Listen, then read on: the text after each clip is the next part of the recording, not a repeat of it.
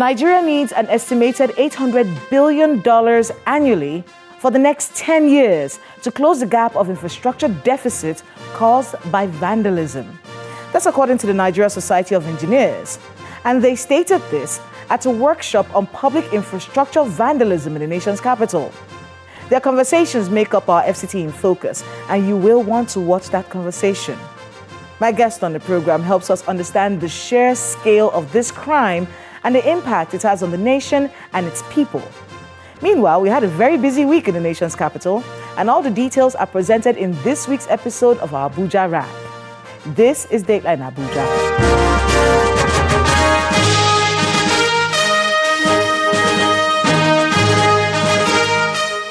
Hello and welcome to Dateline Abuja. I am Kayla Megwa. Let's begin with the major stories making the rounds this week in the Tinubu presidency on our Abuja Wrap. The president of Nigeria and other ECOWAS leaders have given Niger Republic military leaders 7 days to return power to the ousted president or face a range of stiff sanctions, including the use of force. This stance was taken by the leaders during the extraordinary session of the Authority of Head of States and Government of the ECOWAS, which took place at the presidential villa in Abuja. The union also imposed land border closures and no-fly zone conditions, among other sanctions. I'm prepared to abide by all resolutions necessary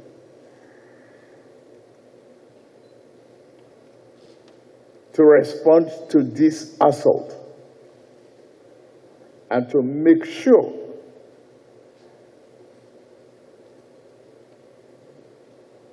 that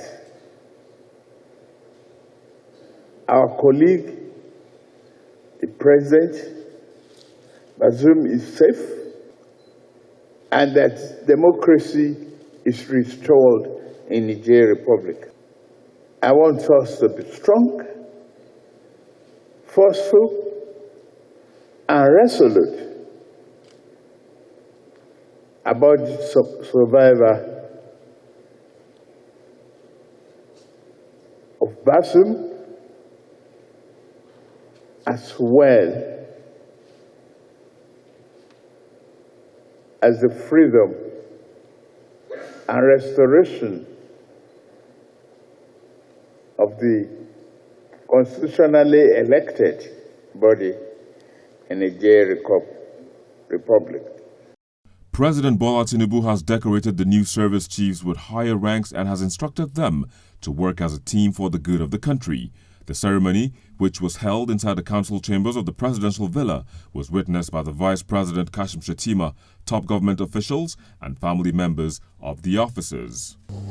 To form a united team and see Nigerian sovereignty, I was one cardinal issue that must be upheld always. The president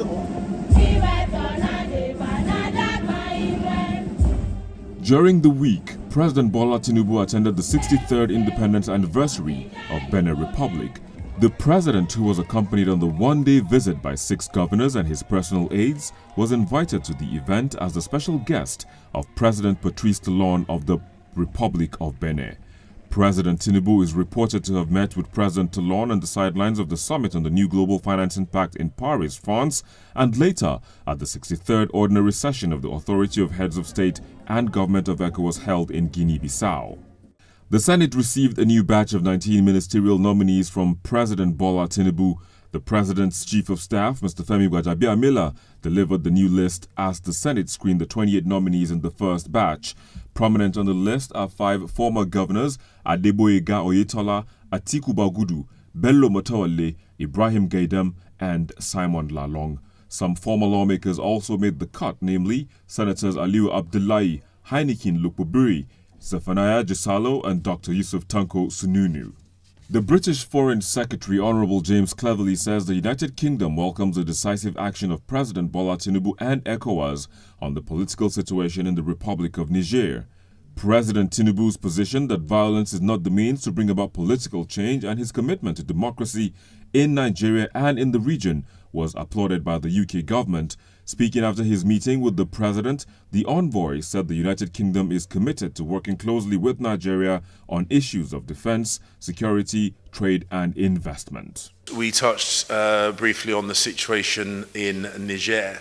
I made the point that the UK very much welcomes ECOWAS's and his indeed decisive action, his strong commitment to democracy and the unambiguous message that violence is not the means to bring political change in any circumstance. We discussed the Africa Investment Summit that the UK will be hosting in London early next year. And we committed to work even more closely still on important issues of defence and security, of trade and investment, and we committed to ensuring the UK and Nigeria meet regularly and formally at ministerial level and senior official level to ensure that the good, strong foundation stone upon which the bilateral relationship is built is enhanced even further. Now, members of the Nigeria Labour Congress, the Trade Union Congress, and the civil society allies marched to the Ministry of Justice and the National Assembly in Abuja to protest the recent hike in the price of petrol occasioned by the removal of fuel subsidy. The protesters who forced their way through the locked gate of the National Assembly submitted 6 demands to the federal lawmakers, including the immediate reversal of the recent hike in the pump price of petrol, school fees, and value-added tax. The demands also include immediate implementation of all the resolutions of the government made with the leaders of organized labor, such as that of fixing the refineries. We demand the immediate implementation in good faith of all resolutions with Congress jointly signed with the government and TUC. Immediate reversal of all anti-poor policies of government, including the recent hike in PMS price, school fees and VAT.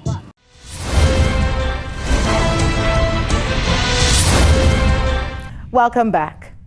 If you scan the FCT environs, you'll come across infrastructure constantly vandalized. Traffic light fixtures, manholes, rail tracks. There's nothing people won't steal in the name of hunger in the land. And as the population of Abuja continues to rise, so do the frequencies of these crimes. There are reports that show collaboration between Boko Haram and bandits orchestrating coordinated attacks and the activities of vandals continually destroying vital infrastructure meant to better the living standards of tax-paying Nigerians. These are acts of sabotage. Please watch this. Thank you very much. Stakeholders drawn from the engineering sector and security agencies are here for a workshop to discuss the challenges and dangers of vandalism of public infrastructure by criminals within the Federal Capital Territory and Nigeria as a whole. The increasing rate of vandalism and Nigeria's infrastructure deficit remains a critical issue that continues to undermine the country's economic growth, straining efforts by the government to meet the infrastructure needs of its people. Abuse and vandalism of public infrastructure offsets productivity and sustainable livelihoods. Some of these activities include stealing of communication cables, manholes, cutting of railway tracks, stealing bridge rails, among other crimes. The Nigerian Society of Engineers says an estimated $800 billion annually is needed for the next 10 years to bridge Nigeria's infrastructure gap. Infrastructural development is pivotal in enhancing economic growth, improving living standards, reducing poverty, and contributing to environmental sustainability. It is also an established fact that the place of any country in this technological age in terms of sustainable economic growth and development is predicated on the state of its infrastructures. Infrastructure is crucial for development. It provides the services that enable society to function and economies to thrive. Nigeria's infrastructure deficit remains a critical bottleneck that continues to undermine the country's economic potential. It is estimated that the country will require about $800 billion annually for 10 years to close this gap. This deficit has contributed to limiting Nigeria's growth potential and competitive abilities globally, despite the inadequacy of infrastructural provision and the enormous challenges it poses to our socio-economic growth and development. It is unthinkable that the few provided infrastructure are vandalized daily by some unscrupulous and unconscionable elements and economic saboteurs. These activities have degenerated beyond the bounds of propriety and good taste. Hence, they pose a great danger to the efforts of the government and the lives of many Nigerians. The representative of the Executive Secretary of the Federal Capital Development Agency speaks on the dangers and aftermath of vandalism. Vandalism overhead underground electrical and telecom cables is also on the rise, with vandals making the streets of the FCT dark, causing security risks. Stripping off the installation of wires in a bid to get the copper material is another new trend. They have become so daring that they operate even in transformers, not minding the consequences. This is a serious economic threat as it causes job losses, security and safety risks, as well as technological deficit and epileptic power supply. In this case, you know, anybody, most people that do go for this electrical power, they are not laymen. They are people who know what they are doing. At times, even the staff of the contractor who has installed the facility will come back in the night to vandalize it. The security agencies, with their mandate of protecting critical infrastructure, should also endeavor to scale up their activities of tackling this ugly menace. During the panel discussion, the security agencies present narrate the challenges they encounter and measures taken to end infrastructure vandalism. We should be able to do things for ourselves as a nation. People should see something and say something. Let's fight that common enemy. Engineer can bear me witness, the FCT man. 2 days, I'm sorry to say this, to the inauguration of the present administration, Mr. President, go around the whole Eagle Square. All the manhole covers were removed. But as busy as that Eagle Square is, the road is, up to 2 a.m. vehicles are plying.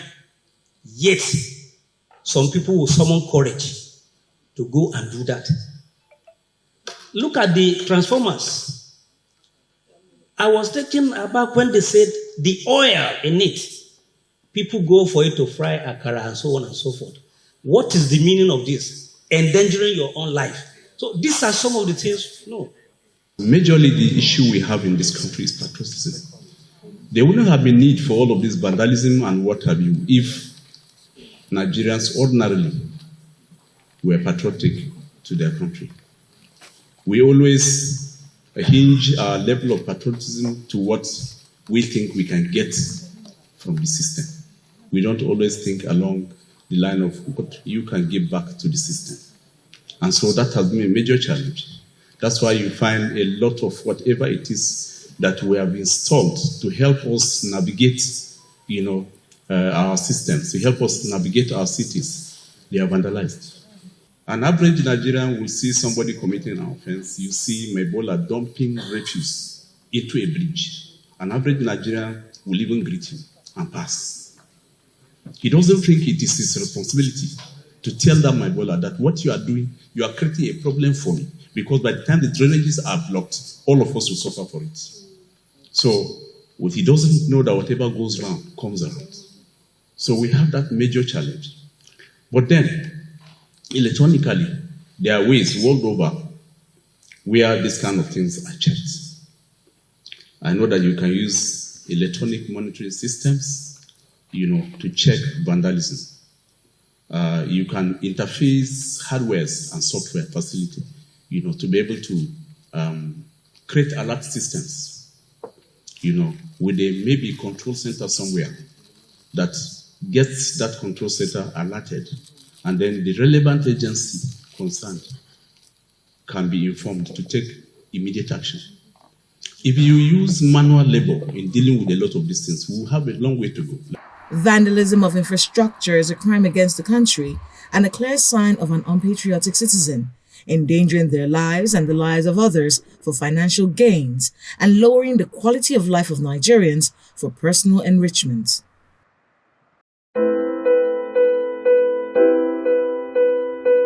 My guests on the program are the Director, Engineering Infrastructure Rehabilitation at the FCTA and the Director, Engineering Services at the FCTA, Engineer Jato Abdul Karim and Engineer Obiora Ferdinand Zonha. As members of the Nigerian Society of Engineers, they have many thoughts on the scale of these vandalizations and the impact it is having on the country. As directors in the FCTA, we try to find out preventive and punitive measures in place to handle this situation.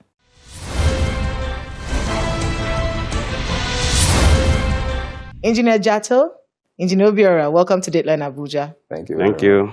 Let's talk a bit about this vandalism thing. It seems like a very unpatriotic thing to do and dangerous thing to do. It's always so strange when we hear about these things, and we see them on social media all the time. The last time we saw someone, but not in the FCT though, the person was taking manhole covers. It's in the FCT. It was in the FCT. It was in the FCT? Yeah, Yes. it was. It's in FCT, in Jabi district. In I Jabi was there district. precisely. It was in Jabi? Wait, let's see. Are we talking the person in the Sienna car? Yes. Yes. It was in Jabi. It was in Jabi. Luckily, the owner of the premises had a CCTV, The CCTV that captured it. So, But unfortunately I for kept us, thinking that was in Lagos. No. It's mostly in FCT you get such facilities. Yeah. In Lagos, you see them around Festac areas and all that. It's maybe not all over Lagos. Ikeja. It's not, and Ikeja area is not so common. But it's only in FCT you have such facilities. Tell me about that incident in Jabi. No, what happened was that one of our deputy director, the person that saw it, captured it and maybe posted it online. And somebody sent it to one of our officers, who now forwarded it to each and every one of us. So our boss, the executive secretary, now directed him to That's go. Engineer Hadi. Engineer Hadi directed him, because it's under his purview, to go with the person that sent us the video to locate the place. And they went there, they located the place.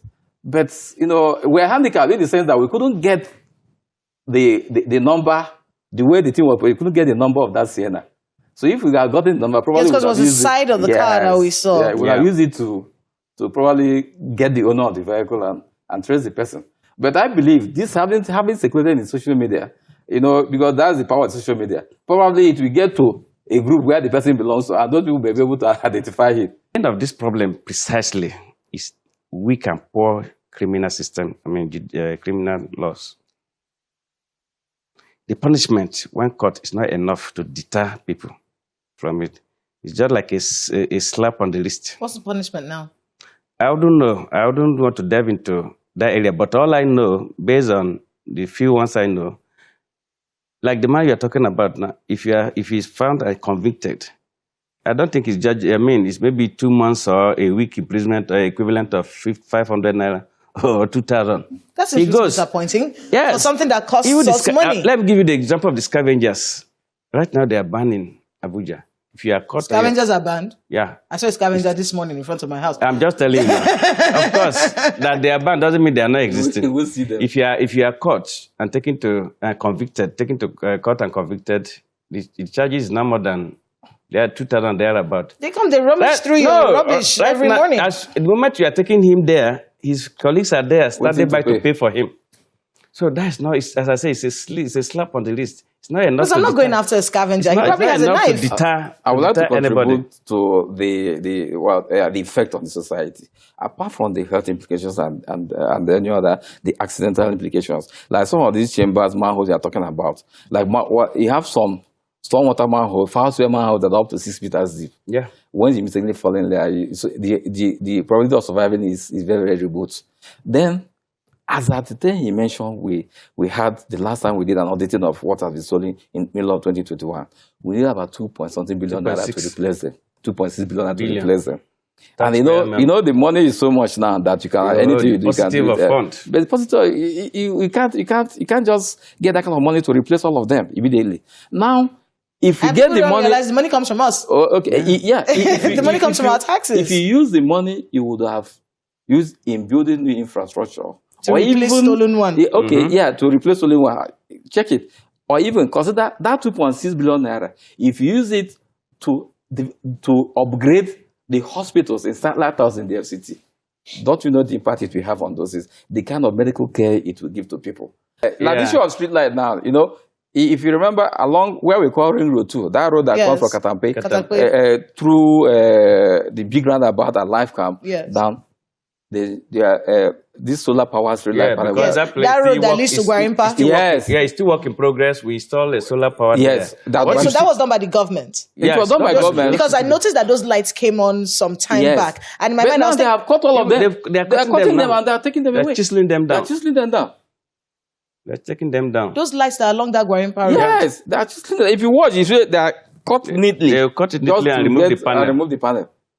It's a terrible thing. So that brings the question, isn't someone managing this place? Because that's the question. If I look around my neighborhood and I see these things, I can tell that these things are being vandalized. I can tell that this traffic light was vandalized. That's where the seasonality comes. So isn't there a management of this city? We know that your office is very busy. Your office is in charge of the master plan. Isn't there someone that is manning this infrastructure so that they are not stolen? Or is it just security agencies have to do their job? Is that what FCDA is telling us today? You see, let me come in here now. You see, the managers of the city are there. You have the city managers. You understand? They are there and they are working. Incidentally, to forestall this stealing of infrastructure, we have not come up with the one we are replacing. Those are manhole covers are not what we are replacing. We are now using materials that don't have second-hand value. Okay. And when we use them, you're thinking outside the box. We now lock them. You understand? So even if you make efforts to steal them, it will take you time. And by the time you steal one, and you find out that the person you are buying, what is this? Is of no use. You won't come back to steal another one. So the ones we have replaced now, they can't even steal them. One, they are locked. Secondly, the materials don't have second-hand value. Some of the materials are made of composites. Yeah, they are made up of composite material. And an attempt to smell them will turn to ashes. So it will have no value to you. You understand? But at the end, the city manager, he monitors and sees that these things are, and he tries to replace them. And the people, security people have to secure them. He can't come in the night and start securing all these things. It's not his job. Security people are not securing these things. We're not saying that. We're not saying that, but they should up their game. Yeah. Because that one at Grandpa is pretty disappointing. They should up their game. So what's going to be done? Because that's a very long stretch of road and very prone to accidents. It doesn't have a dual carriage or anything. No, it's work in progress. And it's a winding road. Yes. So those lights were actually a blessing when I saw them. I thought it was the people in the neighborhood that put up the solar light. So it's your office. Yes. Now, if someone is chiseling, that's serious. If someone is chiseling those things down, what's the solution? My responsibility or the authority's responsibility is to install and maintain these facilities. But securing. Securing is that of the security agency. I don't have gun. We don't have gun. It's the security agency that's supposed to help us secure it. I'm sorry to say we don't have database. Yeah, because we had an incident some 2-3 years ago, the pedestrian bridge. We installed a solar street light there with camera. Do you know what they do? They go there and you face the camera. And remove it. Because they know that there's no database that can capture this person's face. You can't trace them. You can't trace them. How much do you trace? Even the one that you think you know, is it Gwagwa or Karimu, you are going to, it's so difficult. No address. It's so difficult. So I'm going to ask you. But then, we just have to go that route. Meaning, we need more surveillance and citizenry participation. That will enable the security agent to do their work perfectly.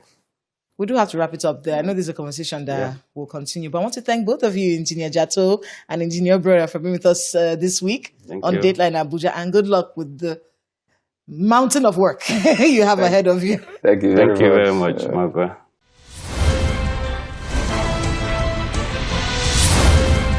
Thanks to my guest and to everyone who spoke to us today on the program.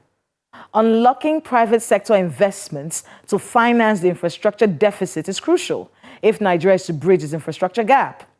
It's a gap that will need at least 30 years to fill. And destroying what little infrastructure we have right now is making things worse. We cannot continue to accuse the government of not providing basic infrastructure while at the same time we steal or vandalize what infrastructure is in place. It is counterproductive. The key is to see these vital assets as ours and treat them as such. That's Dateline Abuja this week. Please let us know the happenings in your neighborhood using the social media handles showing right now on your screen. Thank you so much for watching. I am Kayla Magwa. See you next time.